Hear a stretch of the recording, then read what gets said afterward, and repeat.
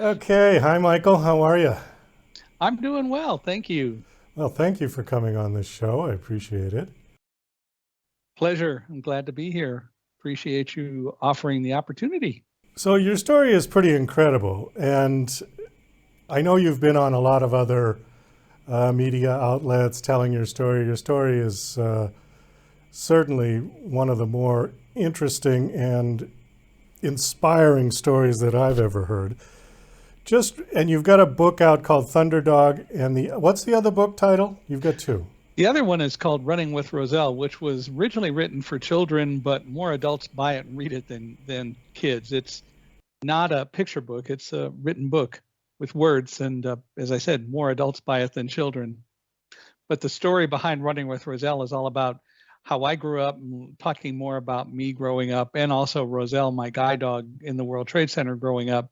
We do obviously have some of the story of the World Trade Center in there, but it's really more about us two, and the intent is to teach people about blindness and what guide dogs are all about. Okay, so Roselle was the dog with you when the World Trade Center was attacked and you were there, right? Correct. Okay. So just to give a kind of an overview of that story, you were in the North Tower, is that correct? Correct. Which was the first one that was hit?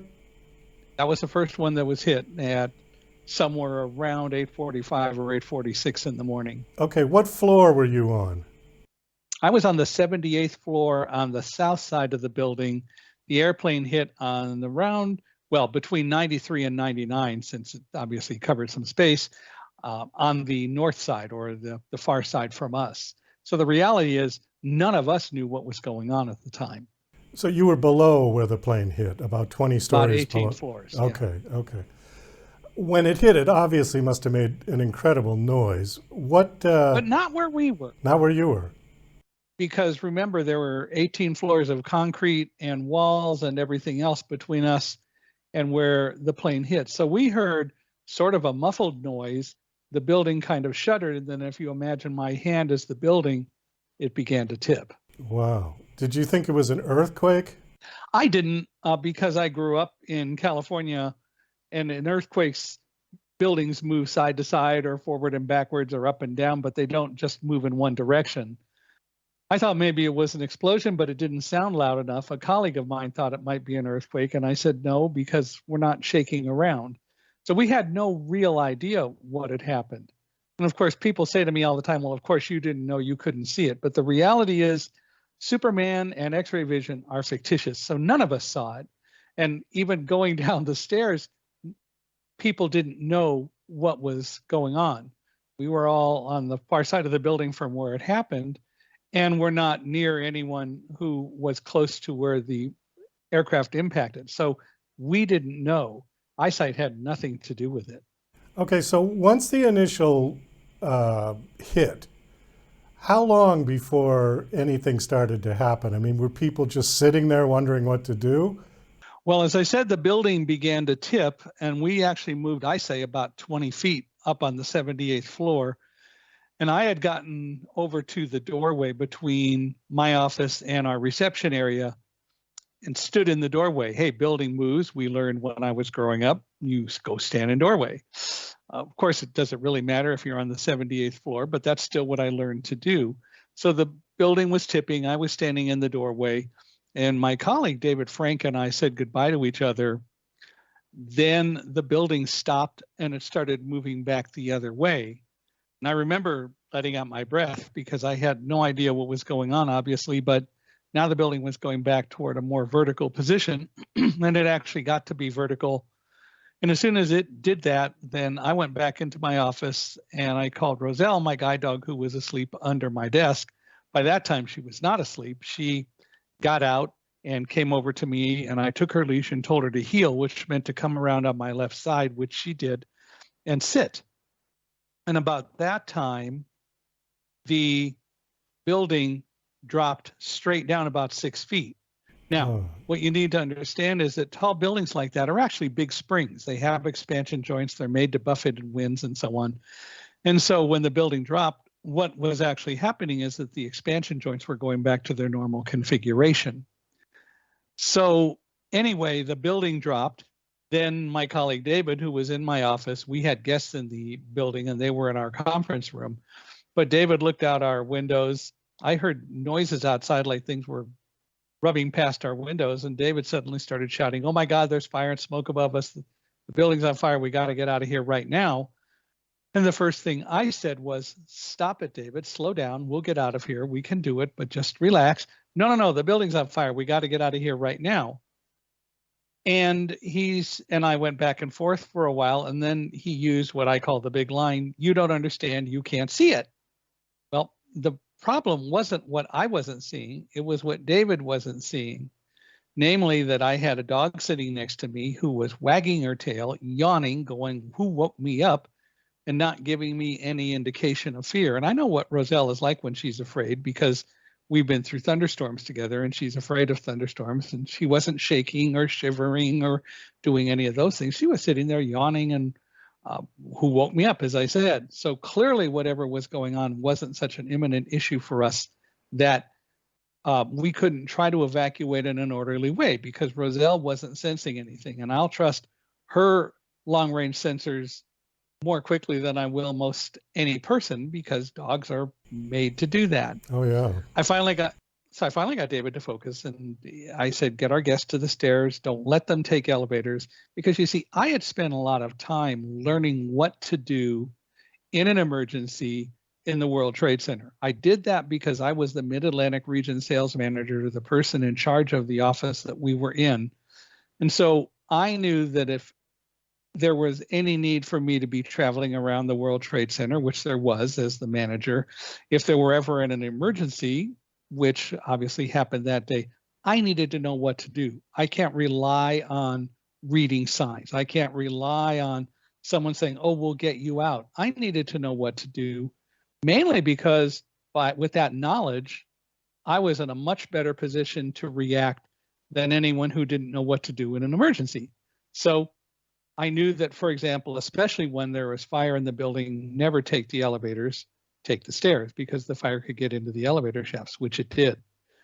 So I told David to get people to the stairs and then come back and we'll leave, which he did. And after he came back, we went to the stairwell that we chose and we started down. There were no fire alarms going off in the building? Not at that time. There were later, but we're talking about let's say the building was struck at 8:46. By 8:47, the building had stopped moving, and I told David to get people to the stairs and start them down. So by that time, nothing had really happened anywhere. But clearly, the way the building moved and the fact that he saw fire, we needed to evacuate. The first thing I did while he was taking people to the stairs is I called my wife, Karen, who was at our home in New Jersey, and told her that something was happening. There'd been an explosion or something. We didn't know what, but we were evacuating from the building. And we didn't have any clue. And she had not seen anything on the news about it yet, needless to say, because the media hadn't picked up the story or really seen the first plane hit the towers. I think the only people who really got a record of it at that point were the French photographers who were embedded with one of the fire companies. Yeah, there's not that much video of the first tower. There's a million videos of the second tower. Of the second tower, right. Correct. How long did it take you to walk down 70 some odd flights of stairs? So we got to the stairs about 8:50. I checked my watch and we started down. And almost immediately I began smelling something that it took me a few floors to identify as the vapors from burning jet fuel. Same thing I smell every time I go to an airport. Right. So I observed that to other people because other people were trying to figure out what it was. And we all agreed, yeah, that's what was going on, that we must have been hit by an airplane, but we still didn't know. Certainly we had no details. Now we were in the stairs, so there was no cell phone coverage or anything in the stairs. So it took about 20 minutes to go from floor 78 to floor 30. So about 10 after 9, we were on the 30th floor when we encountered firefighters going up the stairs. And then it was another 20 minutes to go from floor 30 down to the bottom floor, actually about another 25 minutes to get to the bottom floor. And to get out of the building. And then it was another 10 minutes to go through the complex, because when we got out on the first floor, there were people shouting, "Go this way, go that way, don't go outside." They were using PA systems and so on. And this guy comes up to David and me, and he identifies himself as a member of the FBI. And he said, "I'll get you where you need to go." And he took us, as everyone else was doing, through the complex, up an escalator and out a door as far away from the towers as we could be on the other side of the complex. And it was about 9:45 when we got out. So from the time the plane hit, it was an hour before we actually got outside. Wow. Now, how far away did you walk once you got out of the building from the actual towers? So when we got out, and the first thing that happened is that David saw a fire in Tower 2. Of course, we had no idea what had happened. Being in the stairwell, we didn't feel any impact or anything that was going on. So David saw a fire in Tower 2, and we decided that we would go over to Broadway and then start walking north on Broadway. So it was kind of across the whole complex and through the plaza. We got to Broadway and started walking north. We got to Vesey Street, which really was fairly close to Tower 2. And David said, "I can see the fire real clearly. I'd like to take some pictures." So we stopped and he took pictures. I tried to call my wife and I couldn't get through because, as we know, there were people saying goodbye to loved ones and all the circuits were busy. I would just put my phone away, and David was putting his camera away when a police officer yelled, "Get out of here. It's coming down right now. Get out of here." And we heard this rumble that became this deafening roar that I describe as kind of a combination of a freight train and a waterfall. And the building was coming down. Tower 2, which was maybe 100 yards away from us, was coming down. So everyone turned and ran. And we kind of ran back the way we came on Broadway to Fulton Street. David was gone, so it was just Roselle and me. I got to Fulton Street and turned right and caught up to David, actually, who had realized that he had just run off and was going to come back and try to find me, but we found him first, and it turns out we had gone the same direction. So then we continued to run. We were in the dust cloud, all the dirt and debris that literally was filling up our lungs, and so we looked for a place to get inside out of the dust cloud. We found the entrance to the Fulton Street subway station. Did you stay in there for a while? We were there for about 15 minutes when a police officer came and said, "The air is clearer up above. You need to leave. You can't stay here." And so we went up, and David then saw that Tower 2 had collapsed. We were totally we didn't understand at all what was going on, but then we just continued to walk west on Fulton Street. We walked for maybe 10 or 15 minutes. And by that time, it got to be 10:30, basically, or 10:29, I think, actually, when Tower 1 collapsed. And we heard that freight train waterfall sound. David looked back and saw that there was another dust cloud coming toward us. So we moved to the side because it was pretty concentrated and just covered our faces and hunkered down and waited for the wind and the noise and everything to end. And when it did, we stood back up, and it was at that point David said, "Oh my God, there's no World Trade Center anymore." And I asked him what he saw, and he said, "All I see are fingers of fire and flame, hundreds of feet tall, and smoke. The buildings are gone." It was after that that I called my wife and got through the second time, You and did? she's the one who Okay. told us what had happened. We've only got about a minute left. Unfortunately, we run a 15-minute show on the video, so it wasn't really long enough to get into this. I just wanted to ask you quickly about Roselle. So did you feel that Roselle sensed anything wrong? Was she nervous at all, or was she doing all right through all of this? She did all right through all of it. David got nervous at about the 50th floor, and he said, "We're going to die. We're not going to make it out of here." And I said, "Stop it, David. If Roselle and I can go down these stairs, so can you." And then what he did is he walked a floor below us and started shouting up everything that he saw. And I think that's one of the most incredible things I saw about that day, because David literally gave everyone on the stairs a focal point of someone who was okay. And people focused on him. And so he literally kept a lot of people calm. Roselle did fine. She was listening to me. I was giving her commands. We worked together well and stayed focused and calm. And I think that was kind of the important thing for us to do. Yeah, that's amazing. I got to assume that Roselle is no longer with us, right? She is not. She passed in 2011.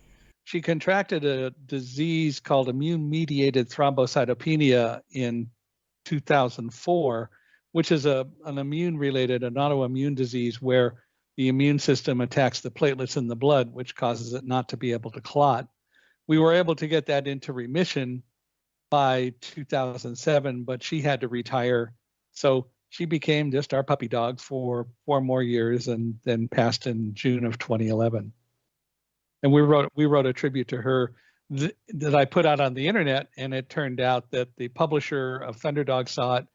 And by the third printing of Thunderdog in late August of 2011, her obituary, her tribute was in the book. So anyone who buys Thunderdog will see that as well.